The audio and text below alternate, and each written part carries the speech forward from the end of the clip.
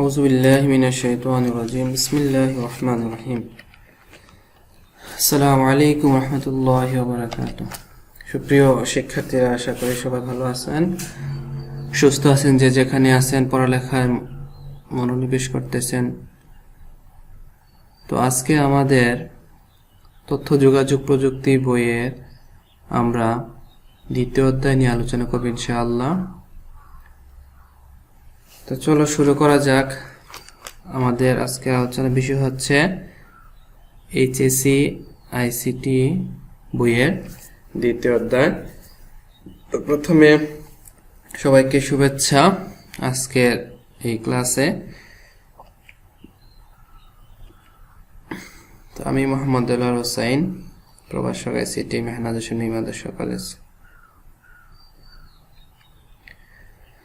তো শুরুতে দেখো একটি স্লাইডের মধ্যে কিছু চিত্র দেওয়া আছে। চিত্রগুলো একটু গভীর মনোযোগ সহকারে লক্ষ্য কর, কিসের চিত্র দেওয়া আছে এবং চিত্রগুলো দ্বারা কি বোঝানো হচ্ছে।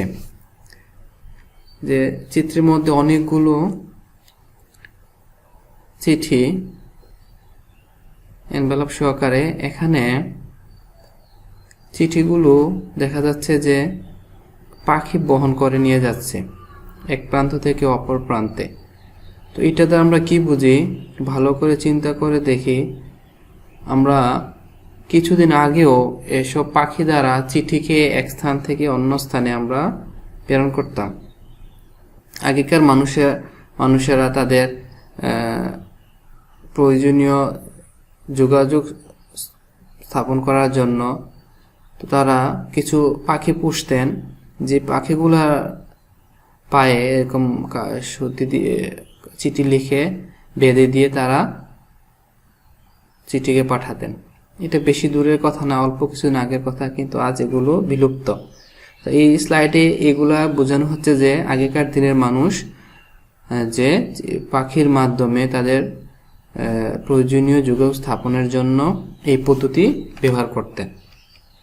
এরপর দেখো বর্তমানে আমাদের যুগেও কি হচ্ছে, যে আমরা ডাক পিয়নের মাধ্যমে, ডাক হরকরা যেটা বলি, এটার মাধ্যমে আমরা এখনো কিন্তু কিছু চিঠিপত্রের আদান প্রদানের কাজ করে থাকি, যেটা বাংলাদেশের সব অঞ্চলে আছে। কিন্তু আগে যেভাবে হতো, বর্তমানে এটার প্রচলন অনেক কমে গেছে, অনেকাংশ কমে গেছে। তো এখনো এই ডাক পিয়নের মাধ্যমে, ডাক হরকরার মাধ্যমে, পোস্ট অফিসের মাধ্যমে চিঠি এক স্থান থেকে এক অন্য স্থানে পৌঁছানো হয়। তো শিক্ষার্থীরা, এই স্লাইডে কিন্তু এই জিনিসটি বোঝানোর জন্য নেওয়া হয়েছে। তো আজকে আমরা কি শিখব? আজকে আমরা শিখব যে কমিউনিকেশন সিস্টেম, কিভাবে আমরা কমিউনিকেশন করতে পারি এই পদ্ধতি সম্পর্কে। তো আশা করি আজকে এই কমিউনিকেশন সিস্টেম জানার পরে আমরা আমাদের শিক্ষার্থীরা কমিউনিকেশন সিস্টেম কি তা ব্যাখ্যা করতে পারবে এবং কমিউনিকেশন সিস্টেমের উপাদানসমূহ তারা ব্যাখ্যা করতে পারবে। তো আসো কমিউনিকেশন কি এটার সাথে পরিচিত হই। কমিউনিকেশন শব্দটির অর্থ হলো যোগাযোগ। কোনো কিছুর সাহায্যে এক প্রান্ত থেকে অন্য প্রান্তে তথ্য আদান প্রদান করাই হলো কমিউনিকেশন। কোনো কিছুর সাহায্যে এক প্রান্ত থেকে অন্য প্রান্তে তথ্য আদান প্রদান করাই হলো কমিউনিকেশন। এটা যে কোনো কিছু হইতে পারে, যেমন আমরা একটু আগে দেখেছি যে পাখির মাধ্যমে, এটাও হইতে পারে। পোস্ট অফিসে চিঠির মাধ্যমে এটাও হইতে পারে। বর্তমানে মোবাইল ফোন, নেট কানেক্ট ব্যবহার করে ল্যাপটপের সাহায্যে বিভিন্ন পদ্ধতিতে আমরা যোগাযোগ স্থাপন করতে পারি। তাহলে কমিউনিকেশনের মেন অর্থই হচ্ছে যে যোগাযোগ। সংজ্ঞাটা হচ্ছে কোনো কিছুর সাহায্যে এক প্রান্ত থেকে অন্য প্রান্তে তথ্য আদান প্রদান করাই হলো কমিউনিকেশন। তো একটা চিত্র দেখাও চিত্রের মাধ্যমে। এখানে মোবাইল আছে, ডেস্কটপ আছে, ল্যাপটপ আছে, আইপড আছে। এগুলা কিন্তু একটার সাথে একটা যোগাযোগ স্থাপন করার জন্য এই পদ্ধতিটা দেখানো হয়েছে, যে একটার সাথে একটা যোগাযোগ আছে। আর এই পদ্ধতিটি হচ্ছে যে কমিউনিকেশন। কমিউনিকেশন করার জন্য কমিউনিকেটিং ডিভাইসগুলো অবশ্যই হার্ডওয়্যার ও সফটওয়্যার সমন্বয়িত হয়। তো যে ডিভাইস ব্যবহৃত হয় কমিউনিকেশনের জন্য, এই ডিভাইসগুলো অবশ্যই হার্ডওয়্যার ও সফটওয়্যার সমন্বয়িত। তোমরা অবশ্যই হার্ডওয়্যার এবং সফটওয়্যার সম্পর্কে অবগত আছো। তো হার্ডওয়্যার হচ্ছে যে, আমি একটু স্মরণ করে দিই তোমাদের, হার্ডওয়্যার হচ্ছে যে জিনিসগুলোকে ধরা যায়, ছোঁয়া যায়, স্পর্শ করা যায়, এগুলো হচ্ছে হার্ডওয়্যার। আর সফটওয়্যার হচ্ছে যেগুলোকে ধরা যায় না, ছোঁয়া যায় না, স্পর্শ করা যায়, অনুভব করা যায়, দেখা যায়, এগুলো হচ্ছে সফটওয়্যার। তো কমিউনিকেশনের প্রকারভেদে আসো। কমিউনিকেশন হচ্ছে দুই প্রকার, একটা হচ্ছে লোকাল কমিউনিকেশন আর একটা হচ্ছে রিমোট কমিউনিকেশন। লোকাল কমিউনিকেশন বলতে আমরা বুঝি যে লোকালি ভাবে একটু অল্প পরিসরের মধ্যে, রিমোট বলতে একটু লং এরিয়ার মধ্যে। তো লোকাল বলতে যেটা হয়, লোকাল কমিউনিকেশন হয় ফেস টু ফেসে, আর রিমোট কমিউনিকেশন বা যেটা দূরবর্তী কমিউনিকেশন, এটা হচ্ছে লং ডিস্টেন্স এর মধ্যে। তো আমরা লোকাল কমিউনিকেশনকে বলতে পারি যে নিকটবর্তী কমিউনিকেশন, আর রিমোট কমিউনিকেশনকে বলতে পারি দূরবর্তী কমিউনিকেশন। এখন দেখো, লোকাল কমিউনিকেশনে যে চিত্র দেওয়া আছে একটি, এটার মধ্যে বিভিন্ন কেবলের মাধ্যমে এক প্রান্ত এক জায়গা থেকে আরেক জায়গা, এই কেবলের মাধ্যমে কিন্তু আমার পুরো পৃথিবীর মধ্যে কমিউনিকেশন করা অনেক জটিল এবং কষ্টসাধ্য ব্যাপার। তো এই কমিউনিকেশনগুলো মূলত অল্প পরিসরে, অল্প এরিয়ার মধ্যে হয়ে থাকে। তো এগুলোকে আমরা বলবো যে লোকাল কমিউনিকেশন বা নিকটবর্তী কমিউনিকেশন। আর আরেকটা দেখো, অপর প্রান্তে পৃথিবীর এক প্রান্ত থেকে আরেক প্রান্ত, তার ছাড়া, তার নাই, তারটা মাঝখান থেকে কেটে দেওয়া হচ্ছে লং ডিস্টেন্সের মধ্যে। তো এটা হচ্ছে যে দূরবর্তী কমিউনিকেশন। তো এই চিত্র দেওয়া বোঝানো হচ্ছে এক দেশ থেকে অন্য দেশ, এক দেশে সব অঞ্চলের সাথে তার বিহীনভাবে কেবল মাধ্যম ছাড়া যে কমিউনিকেশন স্থাপিত হয়ে থাকে, এটা হচ্ছে লং ডিস্টেন্স বা দূরবর্তী কমিউনিকেশন। তাহলে আমরা কি জানলাম, কমিউনিকেশন হচ্ছে দুই প্রকার, একটা হচ্ছে লোকাল আর অন্যটি হচ্ছে যে রিমোট। কমিউনিকেশন সিস্টেম কাকে বলে?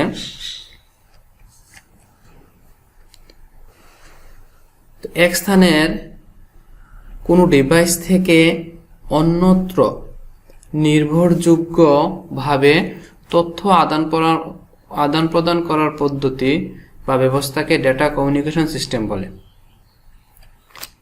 কি বলা হচ্ছে যে এক স্থানে কোনো ডিভাইস থেকে অন্যত্র নির্ভরযোগ্যভাবে তথ্য আদান প্রদান করার পদ্ধতি বা ব্যবস্থাকে ডেটা কমিউনিকেশন সিস্টেম বলে।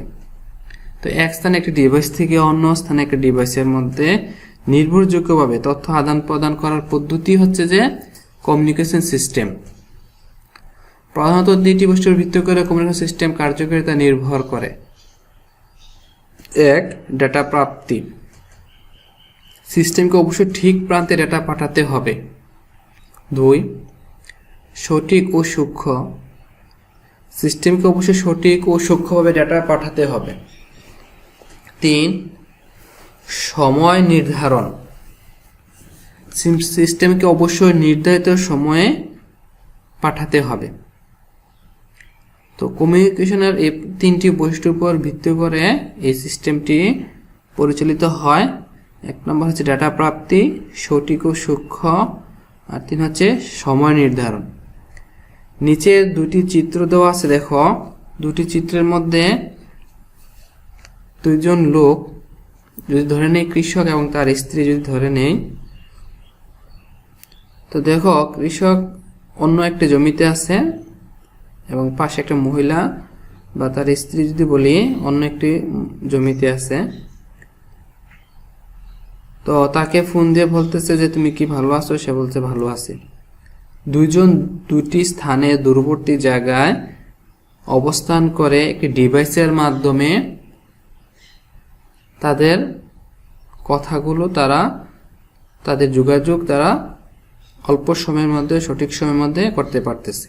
এটাতে কিন্তু তার কোনো যুক্ত নেই বা কেবলের কোনো প্রয়োজন নেই, তারবিহীন অথবা কেবল বিহীনভাবে এই যোগাযোগ তারা স্থাপন করতে পারতেছে। তাহলে দেখো অতি অল্প সময়ে মানুষ এখন ডিভাইসের মাধ্যমে তারা যোগাযোগ স্থাপন করতে পারে।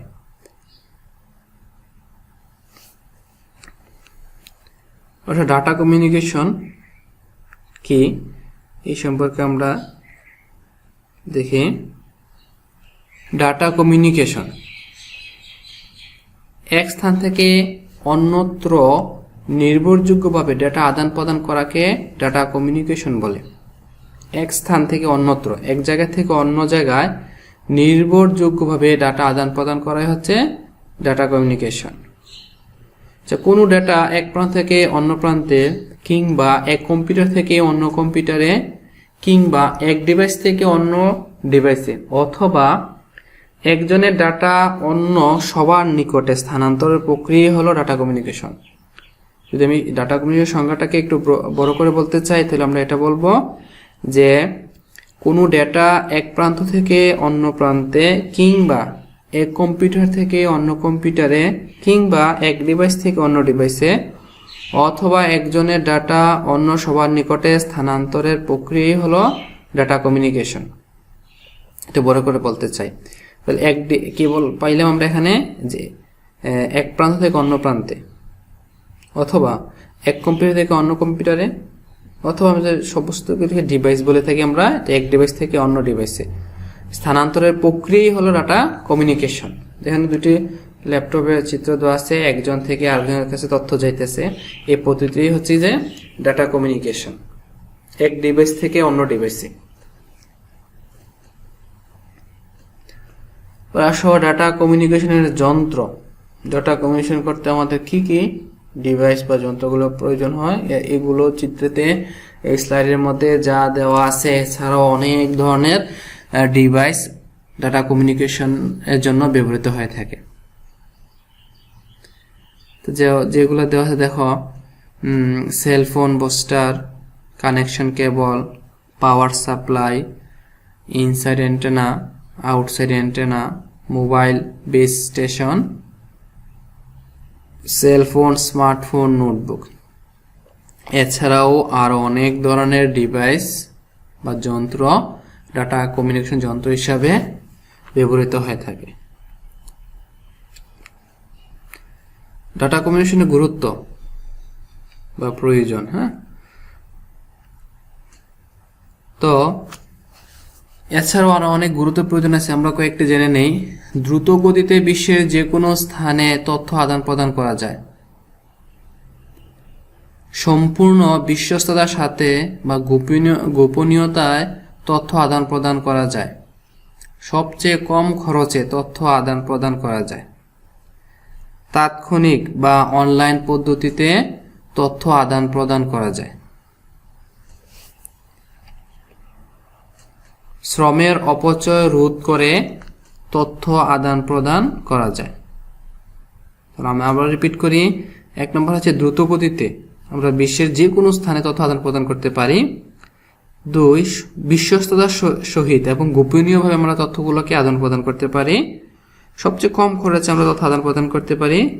তাৎক্ষণিক, মুহূর্তের মধ্যে আমরা তথ্যগুলোকে পৃথিবীর এক প্রান্ত থেকে অন্য প্রান্তে আমরা পৌঁছাতে পারি এবং আমাদের অপচয় পরিশ্রমও কম লাগে। এই ক্ষেত্রে বেশি পরিশ্রমের প্রয়োজন হয় না। ডাটা কমিউনিকেশনের উপাদান, তো 1 নম্বর হচ্ছে যে উৎস, 2 হচ্ছে প্রেরক, 3 হচ্ছে মাধ্যম, 4 হচ্ছে প্রাপক, 5 হচ্ছে গন্তব্য। এই জিনিসগুলা ছাড়া ডাটা কমিউনিকেশন সম্ভব নয়। তাহলে নাম্বার 1 হচ্ছে উৎস, এরপরে হচ্ছে যে উৎস বা সোর্স, আমার তথ্যটা কোথা থেকে উৎপন্ন হবে, কি থেকে আমার তথ্যটা যাবে। প্রেরক, ট্রান্সমিটার, যার মাধ্যমে তথ্যটা প্রেরিত হবে, যাকে দিয়ে। মাধ্যম, যে পদ্ধতি ব্যবহার করে মিডিয়া, যে পদ্ধতি ব্যবহার করে তথ্যটা স্থানান্তরিত হবে। প্রাপক বা রিসিভার যার নিকট তথ্যটা পৌঁছবে। গন্তব্য বা ডেস্টিনেশন যে জায়গায় তথ্যটা পৌঁছবে, এই 5টি অংশ বা উপাদান ছাড়া ডেটা কমিউনিকেশন সিস্টেম সম্ভব নয়।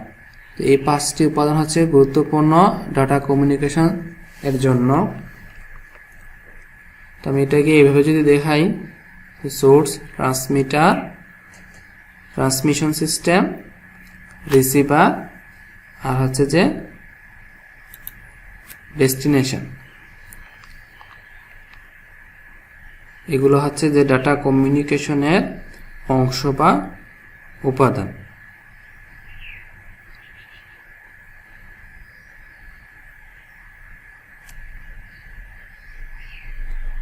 যেখান থেকে উৎস সিস্টেম যা প্রেরকের মাধ্যমে যাবে, যার নিকট যাবে, যে স্থানে যাবে, এই পদ্ধতিগুলোকে ফলো করে তথ্যগুলো স্থানান্তরিত হয়ে থাকে। উৎস সিস্টেম হচ্ছে উৎস বস্তু, যেখান থেকে তথ্যটা উৎপন্ন হবে, এগুলো হচ্ছে উৎস বস্তু। প্রেরক যন্ত্র, যে ডিভাইসগুলো ব্যবহার করে তথ্যটাকে পাঠানো হবে। নির্দিষ্ট উৎস অথবা কম্পিউটার হতে ডেটা প্রেরক যন্ত্র বা মডেমের সাহায্যে প্রেরণ উপযোগী করা হয়। নির্দিষ্ট উৎস অথবা কম্পিউটার হতে ডাটাকে প্রেরক যন্ত্র বা মডেমের সাহায্যে প্রেরণ উপযোগী করা হয়। মাধ্যম দেখি,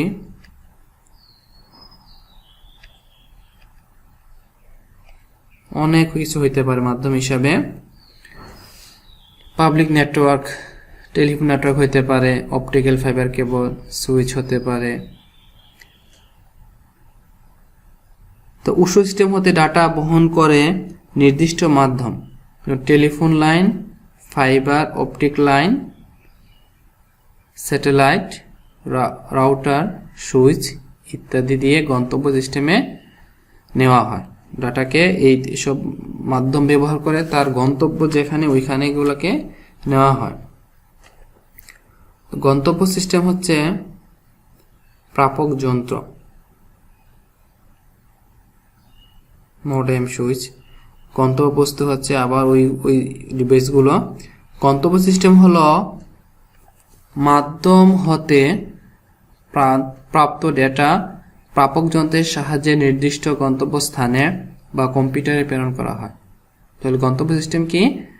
গন্তব্য সিস্টেম হচ্ছে যে মাধ্যম হতে প্রাপ্ত ডেটাকে প্রাপক যন্ত্রের সাহায্যে নির্দিষ্ট গন্তব্য স্থানে বা কম্পিউটারে প্রেরণ করা হয়ে থাকে। এগুলো হচ্ছে যে গন্তব্য সিস্টেম। আরও দেখো বোঝার সুবিধার্থে, যে এক বান্ধবী আরেক বান্ধবীর নিকট তার প্রয়োজনীয় একটি তথ্য পাঠাইছে। তো প্রথমে যে পাঠাইতেছে সে উৎস, প্রেরক যে মডেমের সাহায্যে, মডেম ব্যবহার করে দেখানো হলো মাধ্যম, প্রাপক আবারও তার ল্যাপটপের মডেম ব্যবহার করে সে তার তথ্যটা রিসিভ করবে। গন্তব্য তার ডিভাইসের মধ্যে গিয়ে তথ্যটি যখন পৌঁছবে। তো এই চিত্রের মাধ্যমে ডাটা কমিউনিকেশন উপাদানগুলোকে আরো সহজভাবে তোমাদের সামনে তুলে ধরা হলো।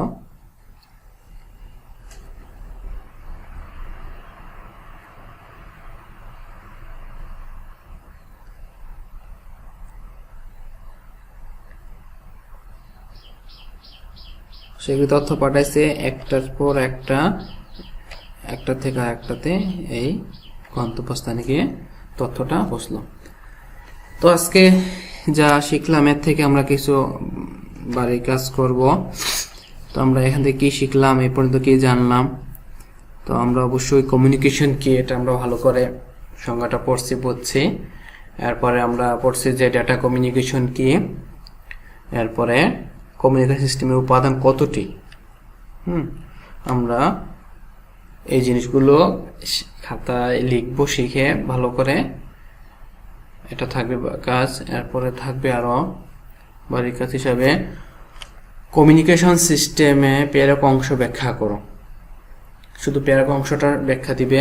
কমিউনিকেশন সিস্টেমে প্রেরক অংশের কি কাজ, গুরুত্ব, প্রয়োজনীয়তা এটা ব্যাখ্যা করবে। এরপরে কমিউনিকেশন সিস্টেমে গ্রাহক অংশ ব্যাখ্যা করো। গ্রাহক অংশ কমিউনিকেশন ব্যাখ্যা করবে। কিছু এমসিকিউ প্রশ্ন তখন যা আমরা আলোচনা করলাম তার থেকে, কোনটি ট্রান্সমিশন সিস্টেমের উপাদান? উত্তর হচ্ছে গ, রিসিভার। এরপর হচ্ছে এক প্রান্ত থেকে অপর প্রান্তে ডাটা পৌঁছে যাওয়ার প্রক্রিয়াকে কি বলা হয়? অবশ্যই ট্রান্সমিশন সিস্টেম।